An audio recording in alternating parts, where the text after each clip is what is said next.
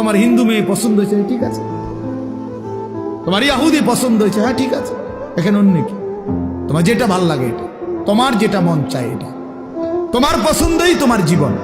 খোদার কসম, কোরআন শরীফের আয়াত আছে বাপ, সূরা আরাফের মধ্যে আল্লাহ তাআলা বলছে, এই মনের ইচ্ছা মতো যে চলে, ওয়াত্তাবা হাওয়াহু, যে তার নফসের মনের চাহিদার অনুসরণ করে, আল্লাহর বিধান, রাসূলের বিধান, কোরআনের বিধান, ইসলামের বিধান, ধর্মের বিধান কিছুই যে মানে না, কোনো ধার ধারে না, পরোয়া করে না, পাত্তা দেয় না, আল্লাহর কসম, আল্লাহ কোরআনে বলছেন ফামাসালুহু কামাসালিল কালব, ওই ব্যক্তির উদাহরণ, ওই ব্যক্তির জিন্দেগি কুকুরের মতো, কুত্তার মতো, কুত্তার মতো, কুত্তার মতো, কুত্তার মতো। দেখা ওই জিন্দেগি কুত্তার জিন্দেগি, ওই জিন্দেগি কুত্তার জিন্দেগি।